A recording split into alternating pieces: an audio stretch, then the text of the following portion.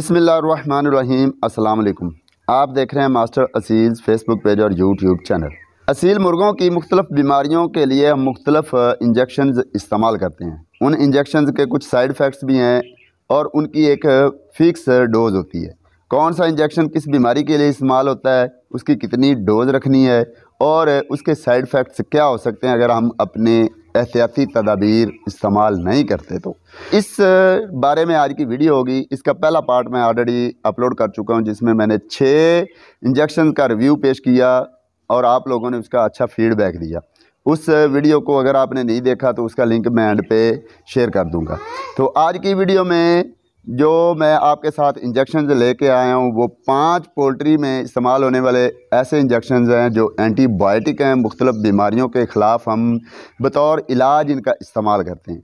उस लिस्ट में जो पहले नंबर पे इंजेक्शन है उसका नाम है जेंटामाइसिन। ये एक अमीनो ग्लाइकोसाइड एंटीबायोटिक है। ये बेसिकली 2 बीमारियों के ख़िलाफ़ हम बतौर इलाज इस्तेमाल करते हैं।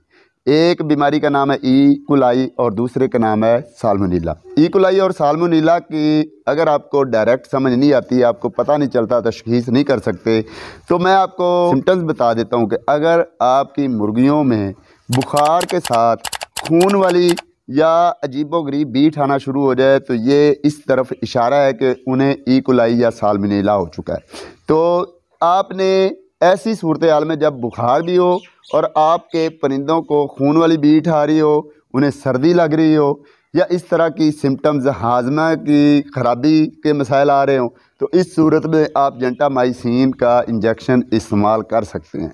तो इसकी आपने डोज़ कैसे रखनी है? आपने इंसुलिन वाली सिरिंज ले लेनी है, उसमें 1 पॉइंट तक जेंटामाइसिन भर लेना है।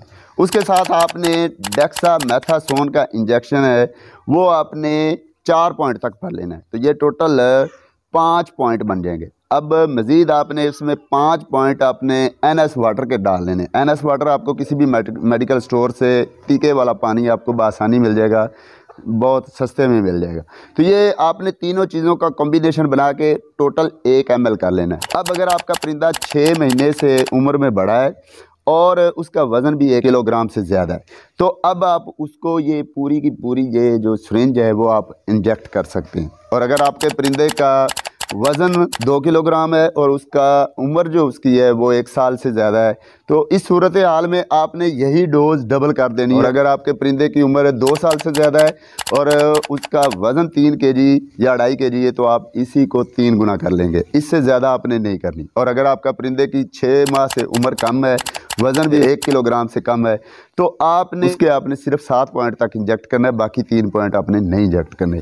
तो यही डोज़ अगर रखेंगे तो आपके परिंदे में कोई साइड इफ़ेक्ट नहीं आएंगे। एक डोज़ लगाने से दूसरी डोज़ लगाने तक जो दौरानिया है वो कम अज़ कम 36 घंटे होना चाहिए, इससे पहले आप दूसरी डोज़ नहीं लगाएंगे। और तीसरी डोज़ तो आपने हरगज़ नहीं लगानी। अगर आपको तीसरी दफ़ा जेंटामाइसिन के इस्तेमाल की ज़रूरत पड़े भी तो कम अज़ कम 2 हफ्तों का गैप होना ज़रूरी है। 2 हफ्ते पहले अगर आपने इस्तेमाल किया है तो तीसरे हफ्ते जाके आप इस्तेमाल कर सकते हैं, उससे पहले इस्तेमाल नहीं करेंगे। अगर आप इस डोज़ को ओवरडोज़ करते हैं या आप ड्यूरेशन को कम करते हैं तो आपके परिंदे में जो नुकसानात हो सकते हैं वो गुर्दे फेल हो जाना, समातो बसारत मतलब नज़र आना, धुंधलापन हो जाएगा या सुनने में उसे दिक्कत हो सकती है या सोकड़ा हो सकता है। तो ये इसके साइड इफ़ेक्ट्स हैं। तो जेंटामाइसिन का इस्तेमाल ये है। उसके बाद जो दूसरे नंबर पे इंजेक्शन है वो है टाइलोसिन। टाइलोसिन भी आपको वेटरनरी स्टोर से बआसानी मिल जाएगा। ये बुखार, नमूनिया, CRD, गले और फेफड़े में रेशा, बलगम और सांस के दीगर मसाइल में इस्तेमाल होता है। तो इसका इस्तेमाल भी आपने जिस तरह जो डोज़ मैंने जेंटामाइसिन की बताई उसी तरह से ही आपने करनी। इसमें भी आपने डेक्सामेथासोन और नॉन स्टीराइल वाटर जो है वो डालना है और उसी डोज़ के साथ ही उसी एज और वज़न के हिसाब से आपने इसका भी इस्तेमाल करना है।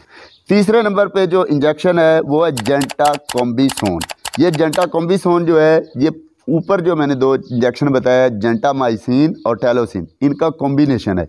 बेसिकली जेंटाकोम्बिसोन में 4 कंपोनेंट्स हैं जिसमें एक जेंटामाइसिन है और एक टाइलोसिन है, साथ में 2 एजेंट्स हैं, एक डेक्सामेथासोन और एक क्लोरोफेनेरमाइन। तो ये 2 एजेंट्स हैं, जबकि 2 ही इसमें अद्वियात हैं, जो जेंटामाइसिन और टेलोसिन जो बीमारियों के ख़िलाफ़ अमल करता है। उसमें आप जेंटाकोम्बिसोन सिंगल एक इंजेक्शन इस्तेमाल कर सकते हैं। डोज़ आपने उतनी रखनी जितनी मैंने जेंटामाइसिन की आपको बताई है। तो अगर आप ये इंजेक्शन इस्तेमाल करते हैं तो इसमें पहले से ही डेक्सामेथासोन शामिल हो चुका है, इसमें डेक्सामेथासोन मिलाने की आपको ज़रूरत नहीं है। तो आपने क्या करना है, 0.1 सीसी इंसुलिन वाली, उसमें 1 पॉइंट आपने भर के यही बस खाली लगा देना है। और अगर आपके वो 2 साल से बड़ा परिंदा है तो उसको 2 पॉइंट, और अगर 6 माह से कम परिंदा है तो उसको 1 पॉइंट से थोड़ा सा कम आपने लगाना है। तो यही आपने इसकी डोज रखनी है। चौथे नंबर पे जो इंजेक्शन है वो है टाइलोपिन। ये एक ब्रॉड स्पेक्ट्रम एंटीबायोटिक है और तकरीबन 80% जो बैक्टीरियल बीमारियां मुर्गियों में, पोल्ट्री में आती हैं उनका ये इलाज है। मसलन अगर आपको कन्फर्म हो गया कि आपके परिंदे को बैक्टीरियल बीमारी है, बैक्टीरिया से फैलने वाला इन्फेक्शन है, तो आप अगर उसको टाइलोपिन का इंजेक्शन लगाते हैं तो हो सकता है कि आपका परिंदा रिकवर कर जाए, क्योंकि ये 80% बैक्टीरियल बीमारियों का इलाज टाइलोपिन में मौजूद है। लेकिन ये चूँकि सिर्फ बैक्टीरियल बीमारियों के ख़िलाफ़ वर्क करता है, इसलिए आप वायरल डिजीज़ के ख़िलाफ़ इसको नहीं इस्तेमाल कर सकते। सिर्फ़ और सिर्फ बैक्टीरियल बीमारियों के ख़िलाफ़ अमल करती है। जिस तरह के बैक्टीरियल बीमारियों में जो शामिल है, नमूनिया है, बैक्टीरियल डायरिया है, बलगम है, मास्टाइटिस है, उसके अलावा सेप्टिसीमिया यानी कि खूनी जहरबाद है, ऐसी बीमारियों के ख़िलाफ़ ये अमल कर सकता है। इसकी भी आपने डोज जेंटामाइसिन की तरह रखनी है। जितनी जेंटामाइसिन मैंने पहली रखी है उसमें डेक्सामेथासोन और नॉन स्टीराइल वाटर डाला, इसमें भी आपने डालना है। तो यही तरीक़ाकार आपने लगाना है। इसके आपको साइड इफ़ेक्ट्स जो हैं वो ये हो सकता है कि आपके परिंदे में सोकड़ा हो सकता है, आपके परिंदे के लंग्स फेल हो सकते हैं, आपके परिंदे की जो है आई साइट और डीफनेस आ सकती है। जो आखिरी नंबर पे इंजेक्शन है वो है OTC, जिसे ऑक्सी टेट्रासाइक्लिन भी कहते हैं। ये भी प्योरली पोल्ट्री वेटरनरी की एक मेडिसन है। ये ओवरऑल ये जो जिन बीमारियों के ख़िलाफ़ ये इस्तेमाल की जाती है उनमें शामिल है CRD, कुराइज़ा, फोल कालरा, इकोलाई, माइकोप्लाज्मा, नमूनिया। तो ये तमाम बीमारियों के ख़िलाफ़ आप OTC का इस्तेमाल कर सकते हैं। इसका इस्तेमाल भी आपने जेंटामाइसिन की तरह करना है, बिल्कुल उसी डोज में रखना है। डेक्सामेथासोन भी शामिल करना है और नॉन स्टीराइल वाटर भी इस्तेमाल करना है। तो इसकी ओवरडोज अगर आप करते हैं तो इसमें आपके परिंदे को फोटोसेंसेशन यानी कि रोशनी से हसासियत हो जाएगी। परिंदा रोशनी से डरेगा अगर आपने इसकी ओवरडोज की, तो रोशनी से डरेगा। उसके अलावा उसकी भूख की कमी हो जाएगी, कुव्वत मुदाफ़त की कमी हो जाएगी, डायरिया हो जाएगा, कमज़ोरी हो जाएगी। तो ये OTC के आपने डोज़ इसी तरह रखनी जिस तरह जेंटामाइसिन है, और 2 डोज़ों के दरमियान कम अज़ कम वक्फ़ा आपने 36 घंटे का ज़रूर रखना है। तो ये आज की लिस्ट थी जिसमें मैंने मुख्तलिफ़ टीकों के रिव्यू पेश किया और बीमारियों का भी बताया, सिम्टम्स बताएं कि कौन सी सिम्टम्स में आपने कौन सा टीका इस्तेमाल करना है और कितनी डोज़ में इस्तेमाल करना है, और अगर ओवरडोज़ करते हैं तो कौन सा नुकसान हो सकता है। तो ये आज की लिस्ट थी। इसी वीडियो का अगर आप पहला पार्ट अगर आपने नहीं देखा, जिसमें मैंने 6 और इंजेक्शन का रिव्यू पेश किया है, अगर वो आपने वीडियो नहीं देखी तो यहाँ पर टच करके वो वाली वीडियो देखें और जानें कि आपके असील शौक में इस्तेमाल होने वाले बहुत ही मशहूर तरीन 6 इंजेक्शन कौन से हैं, उनका डोज़ आप कैसे रखेंगे, किन बीमारियों के ख़िलाफ़ इस्तेमाल करते हैं और उनकी ओवरडोज रखने से नुकसान क्या हो सकते हैं। तो अगली वीडियो में फिर हाज़िर होऊंगा, तब तक मुझे दीजिए इजाज़त। अल्लाह हाफ़िज़।